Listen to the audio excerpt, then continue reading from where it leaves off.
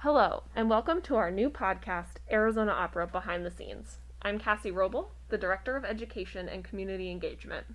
And I'm Kathleen Trott, the shop manager for the Marlu, Allan, and Scott Stallard Costume Artisan Workshop. Thank you all for joining us today. In this podcast series, we are going to introduce you all to the different departments and people that are necessary to produce the operas that you enjoy. In this episode, you will meet Cody Grasher and Karen Bondi, two of the 2021 season Costume Shop Apprentices.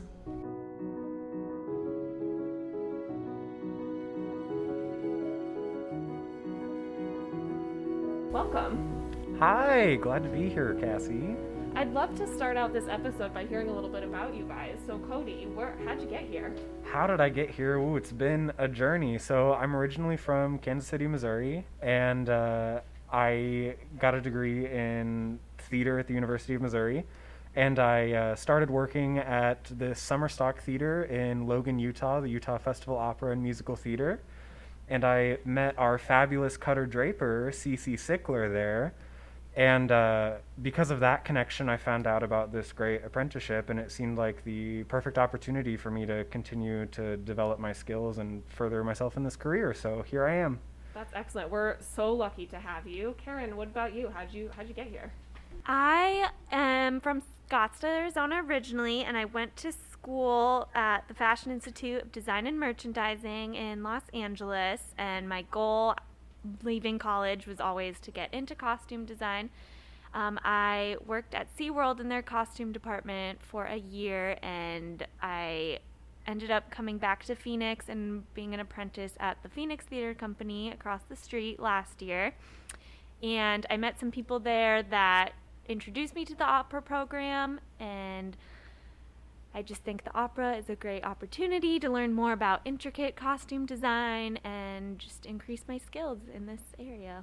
That's amazing. I imagine designing and building costumes for the opera are much different than designing costumes at SeaWorld. Yes, totally. So awesome. Did you ever design any costumes for animals?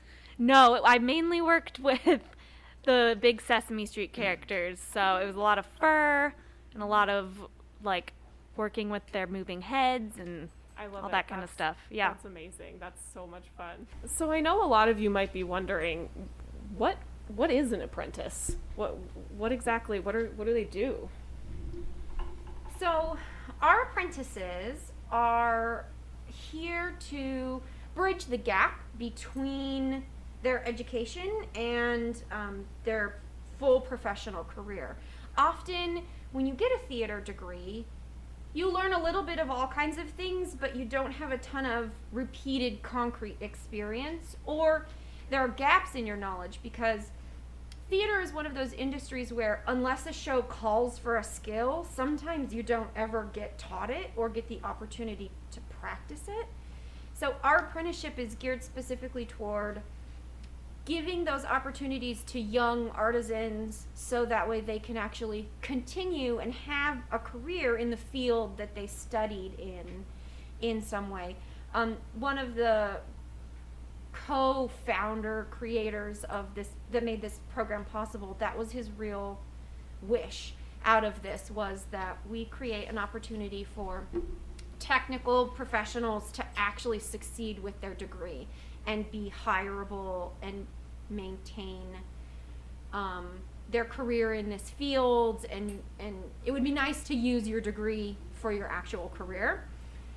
And so that's what they're here for. Also, we benefit as a company from it in that it's extra hands to allow us to expand the size of productions we do, and often apprentices come with skill sets that are really great that we might not have had, like Karen's work with puppetry. It's not a skill set that everyone has, but we know that she has it, so if we have to do something with that kind of thing, we know that we can go to Karen and she'll have some base knowledge there to start on.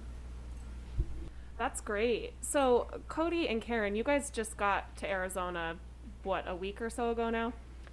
Yeah, I just moved into an apartment in Tempe about a week and a half ago, so So you had a lot of fun moving in 115 degrees. oh, it was wonderful. I loved it. Moving heavy boxes in the heat. Sounds fantastic. And Karen, while you live here, you just started here about a week ago, correct? Yes, yeah, this is only my second day at the opera, and so far so good. That's awesome. So we figured we would start out this podcast with a segment that may continue on.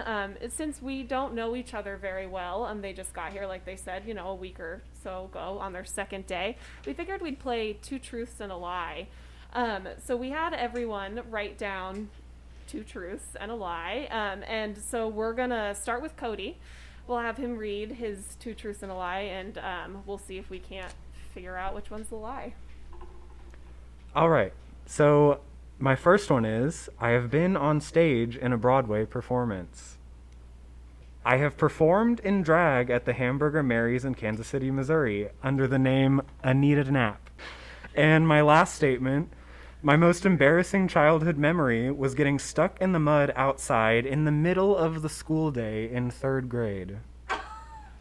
These are fantastic. Kathleen, what do you think? I think the lie is the mud, because the other 2 being true are really fun and quirky. Even if the drag one is false, can we pretend that it's true? It's a good name. Karen, what about you? What do you think? I think the mud one is real, and I'm hoping the drag one is real. Oh man, you should see the way Cody is giving us inquisitive eyes. I don't even know which one to pick. I think I'm gonna vote with Kathleen and say the mud one is fake. The mud one is real. Oh man. Yeah, so my lie is actually, I have never performed in drag, although it is kind of a secret desire in my heart. So you said that you've performed on Broadway, or performed in a Broadway So show? I was tricky with my wording on this one. I said I have been on stage in a Broadway performance. Got it. And in, I believe it was 2017. Yes, in 2017, I was able to go see the show Natasha Pierre and the Great Comet of 1812, based off of the novel War and Peace by Leo Tolstoy. And I was very blessed that my friend at the time, their family had purchased 2 additional tickets for the on-stage seating for that performance. Wow. And so I was able, Josh Groban was right there. Oh my gosh. And it was beautiful. I love it. That was tricky wording. And in 3rd grade, you got trapped outside? Yeah, so a classmate had lost her bracelet on the playground during recess. And so a group of us went out with teacher supervision, went out to find it.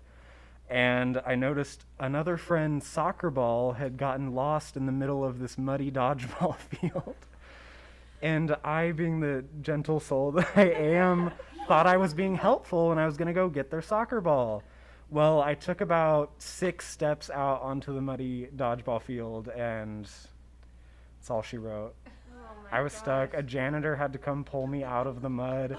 And, this was the day of our class Valentine's Day party. So I missed most of the, quote-unquote festivities because I was stuck in the mud. Like an antelope in Africa. Yes, truly awaiting my demise at the hands of a crocodile. How long did it take them to notice you were gone? Well, they noticed pretty quickly and had to go inside and get the janitor. Because, again, there was a group of us that went out there, so they saw me walk onto the field and get stuck, and it was just Cody's very bad, unfortunate day. Luckily, in Arizona, it's rained, maybe once in the year 2020, so, Yeah, okay. very dry Hopefully here. You're safe here. Hopefully I won't have to encounter any pits of mud. I love it. All right, Karen, your 2 truths and a lie. Mine aren't as theater related, but here we go. Okay, the first one is I very, very strongly dislike cheese. Second is I can speak fluent French. And the third is I've canoed 10 miles down a river in 8 hours. I really hope you don't hate cheese. That would just make me really sad. I don't know. She was pretty adamant about how much she hates cheese, so I think that one might be true. Oh, that's a bummer. Yeah, unless she's being tricky and is adding in all of those descriptors to fool us. But maybe she really, really loves cheese. She protests too much. I know. Canoeing 10 miles. I'm going to believe that one, I think. I don't know. Is it illegal to be able to speak French fluently but not like cheese? Like, is that... You're right. So maybe those two are the two truths. Yeah, Never in thought order about to, it. like, pass the class. Right. You have to... You like, have to eat cheese. Take the cheese test. Okay. Unfortunately, after all of that talk, I actually feel like, yeah, that's the lie. That you hate cheese. Okay. That's the lie. I think that the lie is fluent in French. Okay. I think that you hate cheese and that you canoed. Okay. Yeah, the canoe one is specific enough. I'm thinking that's true. I'm gonna have to go with Kathleen. I don't think you're fluent in French. All right. Drum roll. Kathleen and Cody are right. Bummer. You hate cheese? I hate cheese, like with a passion. I don't eat any cheese. All kinds of cheese. I will eat Man. goldfish and Cheez-Its, and that's it. What are we going to do when we have opera events? Oh, Wine yeah. and I know. cheese are Always have. staples. Yeah. Oh, No cheese for man. Karen. Just have to eat the fruit. Yeah. Well, now that we've learned about the apprentices a little bit, I'd love to dive into what they do with Arizona Opera and what they do in the Marlu, Allan, and Scott Stallard Costume Artisan Workshop. So I'm going to turn the mic over to Kathleen a little bit, and let's learn a little bit about what they do for us. Okay, great. So, this season, due to the current state of affairs, we've sort of had to slightly reimagine our production schedule. But our apprentices typically, they get to assist on design or with organization. They are on wardrobe crew. They help us build. They spend a lot of their time stitching or crafting. So I think it would be really great to kind of find out what specifically our apprentices might be really interested in doing this season, and what they really like. Yeah, so like Kathleen mentioned, the season is a little different than seasons we've had in the past. And I was actually here at the tail end of last season, so I was here for La Boheme and Riders of the Purple Sage, so I got to experience that a little bit. But I am still really looking forward to this filmed version of the Copper Queen. It kind of gives us a chance to do more particular builds for costuming than we normally get to do for opera productions. It gives us a chance to do more particular builds than we normally get to for stage productions, because we need to pay more attention to the finer details since it'll be filmed up close. And that's kind of a new experience for me. I've never worked on a filmed production before, so this will definitely be kind of a nice venture into that field. So when you say that you have to have more attention to detail because it's filmed up close, can you talk a little bit more about what really is the difference between going to the theater and having costumes on stage versus designing and building something for the screen? I know it's something that we probably don't think about a lot. So I'm curious what the differences are and how you are having to adapt. And Kathleen, maybe how what new skills you guys may be learning as apprentices to adapt for film versus opera or theater. Yeah, the thing that is really great about this opportunity for our apprentices is they really get to take the time to do a lot of small work that often we quote unquote cheat for stage. We won't actually hand bead every single garment or hand embroider because it wouldn't read, so it's not worth the time. There's sort of a general phrase in theater that is some variation of, 10 feet away and moving. Does the thing read? Can you see the detail if it's moving and you're 10 feet away from it? If it doesn't read at all, then is it really worth the time? And we get to take the time in a film to do all of that really great small detail work that we all love, but it's not a cost-effective choice to make for stage. So it will be nice for them, I would think, to be able to take the opportunity to do that.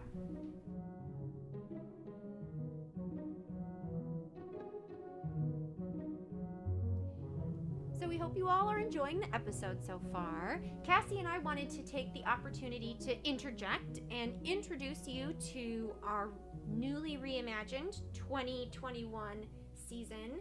We are so excited about it, and we thought we'd share some of it with you all to make sure that you knew what was happening. Yeah, Arizona Opera will be replacing its planned in-theater production for this coming up season with an array of exciting alternative programs that can be more safely enjoyed to a larger audience. Arizona Opera's reimagined season will offer live, outdoor, socially distant performances combined with a large collection of digital offerings intended to expand our impact throughout the state and beyond. Yeah, and our first event that we're really excited about is our studio artist spotlight, and it will be in October in both Phoenix and Tucson. And our website has all of the information about locations and times, and it should be a really great opportunity to meet those studio artists for the first time for some of you all. And then our big project that we're really excited about is we are taking the world premiere of Copper Queen, which was a stage opera, and we are transitioning it to a motion picture, which we haven't really ever done before. So it's gonna take a big chunk of our season, but we're all looking forward to it. The Apprentices especially, I think. And that will be available once it's released for all of our patrons to enjoy in their own homes.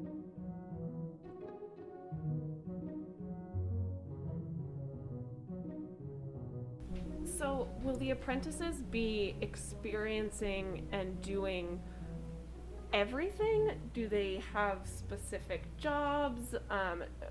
Are they based on their interests? How does that work?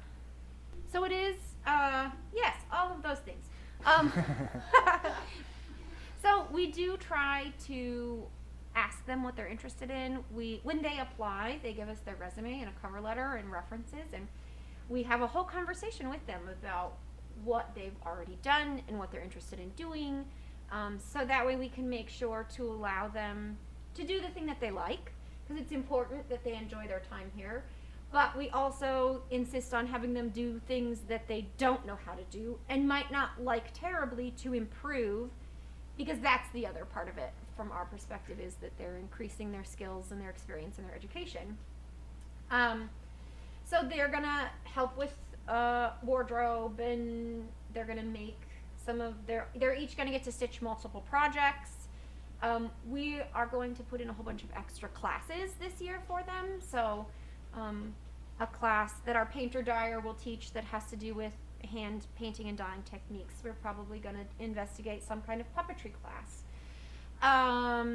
We're talking about doing a sort of interdepartmental class, so having a class that has to do with sort of lighting and colors and how it manipulates fabric on stage, or here's this new piece of technology, let's introduce it to you, because as you're working out in the professional field you might come across it. Our props supervisor is sort of exploring some options that might be interesting for all of us to take. Our wig and makeup supervisor is recording some classes on how to ventilate a wig, and they'll all be able to experience all of that, so that at the end of their time here they have been introduced to quite a few things. Even if they aren't masters of them, they will be more comfortable, so that if they go to another company and the company says, here, I need you to tailor this, they can go, oh yeah, I did that. It's not completely foreign. I know how to do this. It is absolutely amazing to me.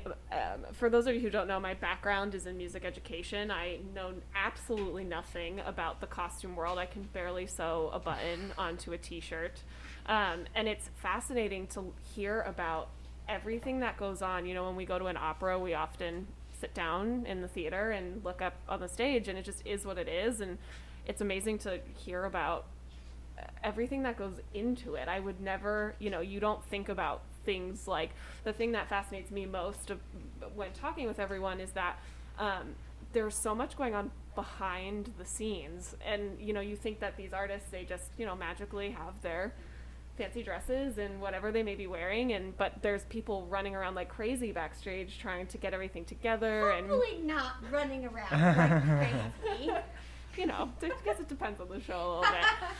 So I'm curious what you both, Karen and Cody, are most excited about this year. I know it probably with coronavirus, things got a little bit truncated is a good word, and I know as a theater lover it's hard for me to even stomach that, when is the next time I'm going to be able to see theater. But lucky for me and for us, we're kind of living, breathing it every day. So with the changes, what are you most excited about this coming year?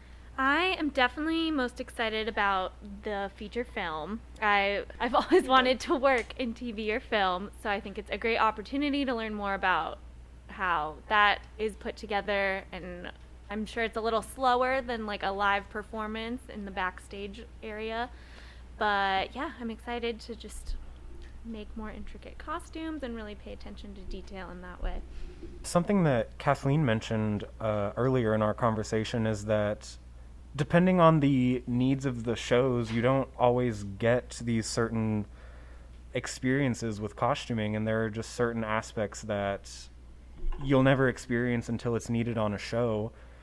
And kind of one good thing to come out of us doing less shows this season is that we're really able to focus on providing these master classes and getting these more specific skills that the more senior members of the costume shop know that their skills needed to be successful in this career, but they realize they don't come up always and often. And so I'm really excited about the additional master classes we're able to do this season, and like we've mentioned, the specificity of the costumes for the Copper Queen will give us the chance to practice more embroidery and hand beading and these really fine details that we don't often get to do. So I'm really excited for the learning we'll get to do this season. I think I'm going to pose a challenge right now. Oh, geez. Because, we're starting this podcasting, and I think it would be cool is if in a couple months, as you guys are going through these things, I want you guys to teach us something. I don't know what that is, but throughout the year, I'm excited for you guys to learn all this new stuff. And like I said, I know nothing, so I would love to, I don't know, maybe we can make something, or I think that'd be a lot of fun. Yeah, that'd be fun. Well, we were talking about doing some time-lapse videos and some how-tos and things like that, and I suspect very strongly that as we do master classes, we'll be recording them and then chatting about them and stuff. The goal being that we can sort of share all of this experience and information with all of our patrons also. Let's talk a little bit about your guys' educations and maybe what led you ultimately to choosing theater, and then if you can provide us with some kind of story quip that is something that you've made that you're really proud of, that you love, or was challenging, or was weird, because in theater we do weird stuff. That would be great. So Karen, do you want to go first? Sure. I went to the Fashion Institute of Design and Merchandising in Los Angeles, aka FIDM, and the main goal of the fashion design program is to learn how to sew, to learn how to do pattern making, and how to render drawings, and just the basis of how to design a clothing line. My goal going there was kind of always to get into costume. And what led me to theater was I just love the adrenaline of a live show. I love the camaraderie in a shop when you're kind of at crunch time and you're just trying to get everything done and everyone works together and you get to see your result in real time right in front of you. One of the most fun things I got to make last year at the Phoenix Theater was this sparkly doublet for a show called Something Rotten, and unfortunately the show didn't get to open due to coronavirus, but I love working with sequins and rhinestones and just anything very sparkly and shiny. And so that was really cool for me to make because I'd made a few doublets for that show, but that one was just much more like my style and something that I would probably make myself and wear myself. So then when Cody makes his drag show costume, I will totally help him make great. a drag queen outfit. Okay, so Cody, why don't you talk a little bit about your education and stuff? Yeah, so I had kind of dabbled in theater a little bit in high school, and that's kind of where I caught the bug, so to speak, for it. So I attended the University of Missouri in the state of Missouri for college, and I originally went into school as a music performance major because that's what I had focused a lot on in high school as a percussionist. And my first semester of college, I really wasn't enjoying the time I was spending in the practice room, and that's a lot of what you do as a music performance major and as someone who, as a professional musician, you spend a lot of time in the practice room. And that same semester, I had auditioned for a play and had gotten cast in it, and I found myself dreading the times I was going to my music classes and practicing, and just loving the time I was spending with my fellow castmates and the rest of the theater department. And that was kind of a clue to me that I was in the wrong career path, and I was just going to be miserable if I continued down that road. And so I switched to a theater major the next semester, and I took my first sewing class in that spring. And then immediately that summer, I started working at the summer repertory theater at my college, and continued working in the costume shop through the rest of my time at MU. And the next summer, I went to the Utah Festival Opera and Musical Theater in Logan, Utah, and then returned the following summer. And then I actually graduated this past December, and then came here to Phoenix in January. So that's kind of what my trajectory has been so far in costuming. And then favorite garment I've ever made, something that has a story behind it. Yeah, or it could be the hardest thing you've ever made, or a weird thing that you've made, or whatever makes your heart happy to tell us.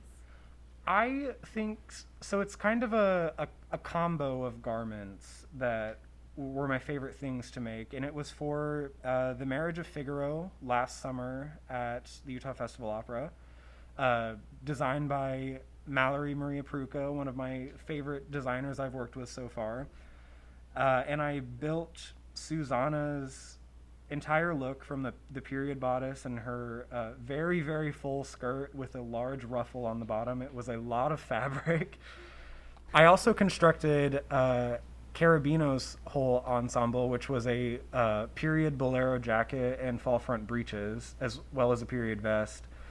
And they have a few scenes where it's just them on stage, and being able to just like see on stage people costumed entirely in garments that I had constructed was like one of my proudest moments so far in my career. I'd love to add in that even as an observer or someone working with Arizona Opera, living in walking into the building every day and seeing these costumes come to life, I'm hoping that you all get to experience this with me when I am listening to and seeing the construction of these costumes, and then I go to the show and I see them on stage. They often now tell me a story that I may not have gotten before, just by hearing about the processes that go into them and why.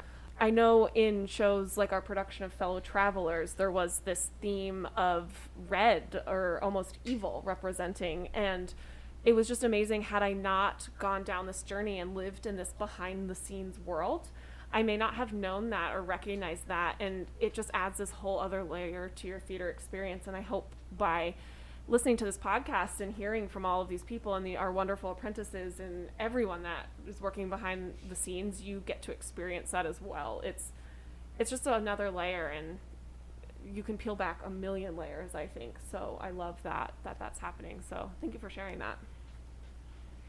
All right. So is there a skill that you don't have yet, or that you may want to improve, that you are excited to do this year? I would love to learn more about either making wigs or maintaining wigs, and more about makeup, just because I really don't have knowledge in either of those, and they're very important aspects of the opera and theater experience, and I think it would be very beneficial to learn that. Yeah, and for me, my education in costuming was unfortunately pretty limited because I got a general theater degree and not a specific BFA in like costuming.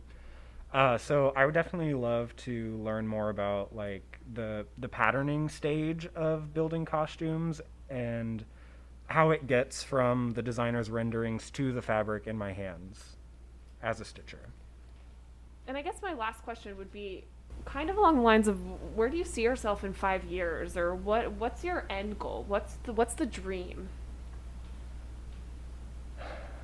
This is always a tough question, especially I'm essentially just out of college, so I'm at that weird transition point in my life currently, but I would love to just end up being like a resident stitcher or working as a first hand or eventually a cutter draper somewhere. I would love to kind of progress up to that stage once I kind of build those skills. I agree with Cody. I would love to work my way up to be a cutter draper. I would also love to design clothes for like big concert tours, like again back to the sparkles. I love the rhinestones and sparkles. I also think working in film would be really rewarding too. So I think to end, I've got kind of weird theater trivia things, and I'm gonna ask, and you guys can answer. We'll have you guys guess on our Instagram, Facebook. We'll post something somewhere for you to find, and then on our next episode, we'll reveal the answers. Oh, that sounds fun. Okay, great. So, the Palace Theater has seats that are permanently bolted into the auditorium for their theater ghosts. How many seats does it have that are bolted down? I mean, it's got to be like less than 10, right? Like, how many ghosts can one theater have? That is the question. Maybe it's all of the seats. There's They just a lot don't of have ghosts. any real audience. They just perform the for ghosts. ghosts every night. I'm gonna take a stab here and guess 5. Okay, Cody says 5. I'll go with 8, just Karen to says mix it up. 8.